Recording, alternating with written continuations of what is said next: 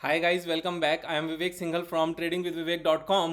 और यहाँ पर आज मैं आपको बताने वाला हूँ कि किस तरीके से हम CAGR कैलकुलेट कर सकते हैं। CAGR कैलकुलेट करने के लिए हमें क्या क्या इन्फॉर्मेशन की ज़रूरत है, तो उसके लिए मैं एक लाइव एग्जांपल यहाँ पर ले रहा हूँ। लाइव एग्जांपल लेने का मेरा रीज़न ये है कि अपना ही एक अकाउंट मैंने यहाँ पर पिक किया है, जो मैंने कुछ टाइम पहले ओपन किया था, कि उसमें किस तरीके से फंड डाला है, किस किस डेट को फंड्स डाला है, उसकी आज की डेट में करंट वैल्यू क्या है, वो किस तरीके से हमने इसको कैलकुलेट करना है।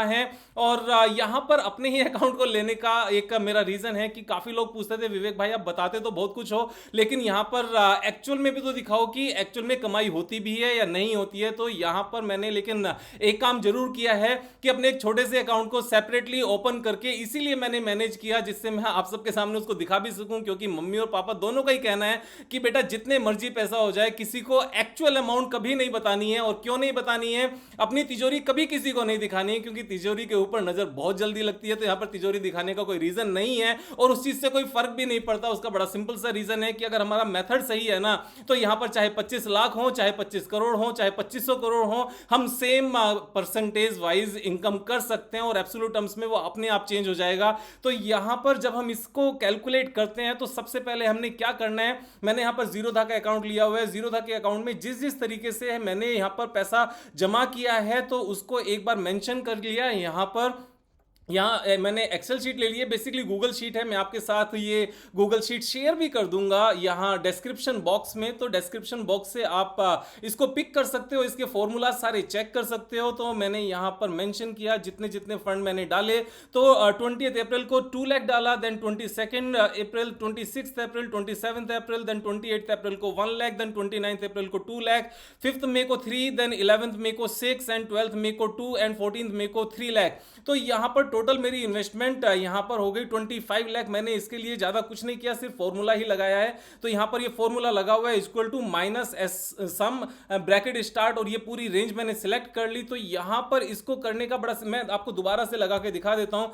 इक्वल टू मैंने माइनस इसलिए किया क्योंकि ऊपर सारी फिगर्स यहाँ पर माइनस में लिखी हुई है। तो माइनस अगर मैं स्टार्ट करूंगा तो प्लस में आ जाएगी। और यहाँ पर SUM और ब्रैकेट स्टार्ट, इसको यहाँ से लेकर टॉप तक जितनी भी अमाउंट है उन सबको सिलेक्ट किया, ब्रैकेट क्लोज किया और इसको एंटर कर दिया। तो हमारा यहाँ पर टोटल आ जाता है।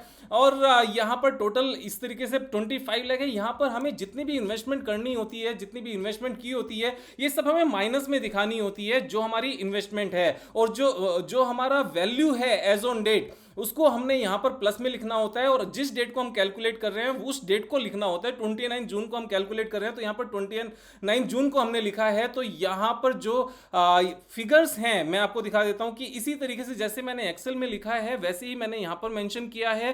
20 अप्रैल, देन 22, 26, 27, 28, 29, देन 5 मई, देन 11 में, 12 में, 14 में। तो ये सारी फिगर्स मैंने एज इट इज यहां पर मेंशन कर दी है। अब पॉइंट ये आता है कि आज की डेट में इसकी वैल्यू क्या है। तो आज की डेट में जो इसकी वैल्यू है उसको यहां पर कैलकुलेट करते हैं। उसका बड़ा सिंपल सा रीजन है, तरीका है कि जितनी भी वैल्यूज हैं हमारी यहां पर, इन सबको एज इट इज कॉपी करो और कॉपी करके वहां पर इसको पेस्ट कर लो। तो मैंने क्या कर रहा हूं, क्योंकि इसमें अप स्टॉक्स में एक बहुत बड़ी प्रॉब्लम यह है कि यहां होल्डिंग के नीचे टोटल वैल्यू तक नहीं देते। ये एक इतना सिंपल सा एक मॉडिफिकेशन ये कर सकते हैं। तो अगर आपको इसका टोटल करना है कि यहां आपकी होल्डिंग का टोटल वैल्यू कितना है, तो आपको यहां नहीं पता चलेगा। मोबाइल एप्लीकेशन में पता चलता है लेकिन यहां पता नहीं चलता। तो ये एक ब्लंडर में इस चीज को बोलूंगा। इसके लिए मैं क्या कर रहा हूं, यहां पर एक नेक्स्ट शीट हम यहां से ऐड कर सकते हैं। इसको मैंने यहां पर पेस्ट कर दिया।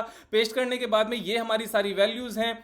अब यहाँ जो वैल्यूज हैं इसको जब हम पेस्ट करते हैं तो यहाँ पर कोमा इस तरीके से लिखा हुआ आता है कि इसका टोटल वो यहाँ पर दिखाता नहीं है तरीके से। और जब वो टोटल नहीं दिखाता तो इसका क्या तरीका है, पूरी यहाँ पर कॉलम को सिलेक्ट करो, यहाँ पर एडिट में जाओ, एडिट में जाकर फाइंड एंड रिप्लेस करो, इस यहाँ पर कोमा प्रेस करो, यहाँ पर कोमा एंटर किया और रिप्लेस विद नथिंग, और यहाँ पर रिप्लेस ऑल कर दो। तो यहाँ पर जितने, और फिर उसके बाद डन कर दो, तो जितने भी कोमास थे वो सारे यहाँ से खत्म हो जाते हैं। और फिर इसको आप यहाँ से नंबर फॉर्म में ले सकते हो, जिससे ये तरीके से आपको नजर आ जाएगा। तो आज की डेट में इसकी वैल्यू कितनी है वो यहां से नजर आ जाती है। मैं नीचे लेकर जाता जा रहा हूं यहां से, और साइड में राइट में आपका यहाँ पर टोटल निकल कर आ जाएगा कि आज की डेट में इसकी वैल्यू कितनी है। तो इसकी वैल्यू है 28,81,171। हम यहाँ पर इक्वल टू सम लिखकर इसका टोटल भी कर सकते हैं। मैं इसका फॉर्मूला लगा लेता हूं एक बार, तो थोड़ा सा इजी हो जाता है। यहां पर इसका टोटल लगाया तो 28,81,171 ये टोटल है। इसको मैं यहां गया और यहां पर इसको मैंने पेस्ट कर दिया। पेस्ट करके इसने फॉर्मूला बेसिकली ले लिया है, तो 28,81,171। तो यहां पर ये फिगर है 171, 28,81,171। साथ में जो हमारे पास कैश अवेलेबल है एक बार उसको भी देख लेते हैं। कैश हमारे पास है, हम फंड में गए, फंड में हमारे पास 2206 रुपीज कैश अवेलेबल है, तो इसको यहां पर ऐड कर लेना चाहिए। 2206 रुपीज को तो पहले प्लस किया, सबसे लास्ट में मैंने प्लस किया 2206, तो हमारा ये टोटल वैल्यू आ गई। आज की डेट में इसकी कितनी वैल्यू है, तो उसके बाद करना क्या है, ये हमारा प्रॉफिट निकल कर आ गया। प्रॉफिट के लिए मैंने सिंपली किया कि जो आज की वैल्यू है माइनस इन्वेस्टमेंट, ये हमारी कैलकुलेशन हो गई। और जब CAGR निकालते हैं तो जब अलग अलग टाइम पर हमारी इन्वेस्टमेंट हो या एक टाइम पर भी हो, उसका फॉर्मूला बड़ा आसान होता है, इक्वल टू XIRR और उसके बाद में ब्रैकेट स्टार्ट करके जितनी भी वैल्यूज हैं इन सारी वैल्यूज को हम इस तरीके से सिलेक्ट कर लेंगे। जो हमारी इन्वेस्टमेंट है, सिर्फ जो हमारी इन्वेस्टमेंट है और इन्वेस्टमेंट से लेकर जो वैल्यू है आज की डेट में वहां तक पूरा सिलेक्ट करना है। तो इन्वेस्टमेंट हमारी माइनस में आती है, नेट वैल्यू हमारी प्लस में आती है। उसके बाद में हमने कोमा लगाना है और कोमा लगाने के बाद में जितनी डेट्स हैं इनको एज इट इज हमने यहां पर सिलेक्ट कर लेना है और सिलेक्ट करके उसके बाद इसको ब्रैकेट क्लोज करना है और एंटर प्रेस कर देना है। और एंटर प्रेस करके यहां पर ये 152% की CAGR आती है। अब एब्सोल्यूट टर्म्स में अगर हम प्रॉफिट देखें कितने परसेंट आता है, तो इसका बड़ा सिंपल सा फॉर्मूला है, इक्वल टू करो आप और प्रॉफिट पर जाओ, इसको फिर डिवाइड करो, डिवाइड करने के बाद में इन्वेस्टमेंट पर जाओ और इसको एंटर करो और एंटर करने के बाद में यहां पर परसेंटेज के ऊपर क्लिक कर दो। तो एब्सोल्यूट टर्म्स में 15.34% है और CAGR हमारी 152% है। तो CAGR का मतलब क्या होता है, CAGR का मतलब ये होता है कि जितने टाइम में हमारी ये इन्वेस्टमेंट रही है और उसके ऊपर जो हमारा प्रॉफिट आया है, तो उसको अगर सेम तरीके से ये चलता रहे तो हमारा जो एनुअल गेन आता है वो 152% बैठता है। तो मैं यहाँ पर एक्चुअल नंबर्स आपके सामने हैं और आप स्टॉक्स में किस तरीके से कहां से कौन सी फिगर्स उठा सकते हैं वो मैंने आपको एग्जाम्पल लिया है। तो यहाँ पर हमारी पास जो करंट में होल्डिंग है उसको लिया और जो हमने फंड डिपॉजिट किया था उसको लिया, जो बैलेंस फंड है उसको लिया और सारी कैलकुलेशंस यहां पर कर हमारी CAGR निकल कर आ गई।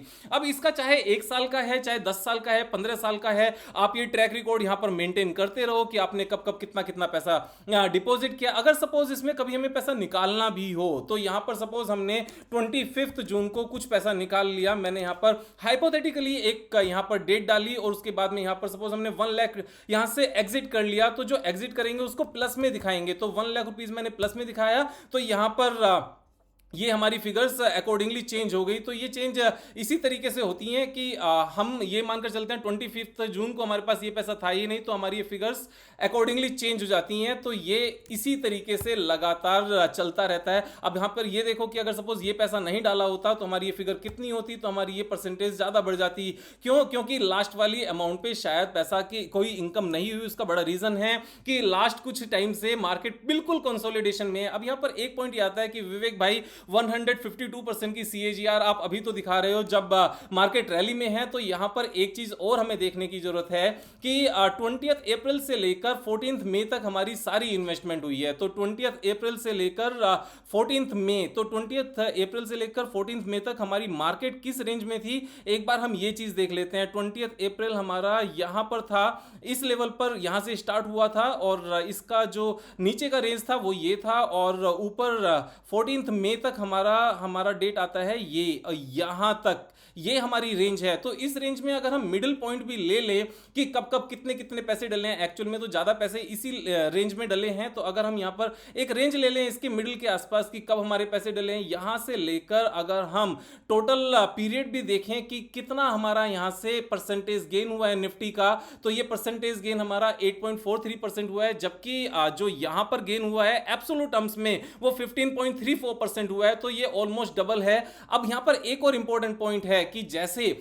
यहां पर आज निफ्टी कितना डाउन हुआ है, आज निफ्टी डाउन हुई है 0.42%। और अगर आज की डेट में हम देखें कि हमारा कितना नेट प्रॉफिट यहां पर डाउन हुआ है, तो यहां पर हम ये चेक कर लेते हैं आज हमारा कितना डाउन था। आज की जो टुडे का गेन या लॉस था, तो डेज गेन लॉस हमारा ये फिगर है, यानी कि अमाउंट के बाद वाली, और अमाउंट के बाद वाली फिगर को अगर हम यहीं पर इसका टोटल लगा लेते हैं तो हमें यहां नजर आ जाएगा, यानी कि सिर्फ और सिर्फ 582 रुपीज का हमारा माइनस हुआ है आज, जबकि निफ्टी 0.42% डाउन हुई है। और अगर 0.42% इसके ऊपर कैलकुलेट करें तो हमारी ये फिगर कितनी होनी चाहिए थी, 0.42%। तो ये अमाउंट एक्चुअल में 12,000 होनी चाहिए थी, 12,000 के बदले सिर्फ 582 हुई है। ऐसा क्यों हुआ है? क्योंकि जब निफ्टी एक बार कंसोलिडेशन में आ जाती है, एक रेंज में आ जाती है, तो जितने भी स्टॉक्स मोमेंटम में होते हैं या फिर टेक्निकल चार्ट पर अच्छे होते हैं, वो सडनली जो चल रहे होते थे उससे पहले एकदम से चलना बंद कर देते हैं, और जो उनमें ऊपर की तरफ उछाल आया था वो एकदम से नीचे की तरफ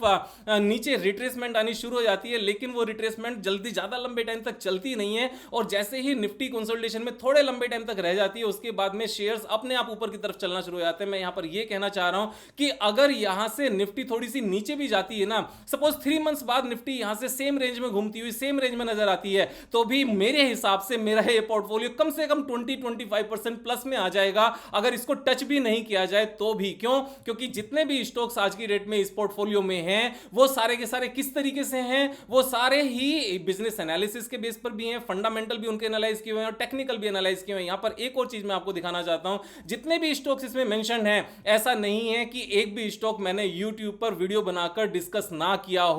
सारी की सारी वीडियोस एजुकेशनल रूप में आपके सामने रखी हुई हैं कि इनको मैंने क्यों खरीदा है। आरती ड्रग्स मैं ऑलरेडी कवर कर चुका हूं, Amara Raja batteries, Asian tiles पहले भी लिया था, उसके बाद में मैंने फिर दोबारा से लिया, इसीलिए T1 होल्डिंग्स में दिखा रहा है, AstraZeneca, Avanti feed, Bandhan bank, Bector food, Equitas, Hathway, HDFC AMC, Hero MotoCorp, IDBI, ITC, JP power, M&M finance, MOIL, PNB, Shriram city and SIS, Symphony, Ujjivan small finance bank, union bank and Whirlpool. तो सारे इसमें, अच्छा एक और चीज है, इसमें मिड कैप भी है, स्मॉल कैप भी है और लार्ज कैप भी है, सारा मिक्स है। और ऐसा नहीं है कि सारे ही स्टॉक का यहां से तेजी में है या सारे ही स्टॉक यहां से मंदी में है, तो ये एक मिक्स होता है। अब अगर आप मिक्स यहां पर देखोगे तो ओवरऑल P&L ये हमारे माइनस में भी चल रहे हैं परसेंटेज वाइज और प्लस में भी चल रहे हैं, तो कुछ यहां पर 20% प्लस में भी है, अपना JP पावर 44% प्लस में भी है। 44 ये इसलिए क्योंकि ये अकाउंट ओपन ही बाद में किया था, जब मैं इससे पहले 2.85 पर परचेज कर चुका था, उसके बाद में इस अकाउंट में मैंने यहां पर एक्स्ट्रा परचेज किए थे 3.85 के रेट पर, उसके बाद में यहां पर प्लस माइनस सारी ही चीजें हैं। तो ये सारी चीजें ऐसे ही चलती हैं।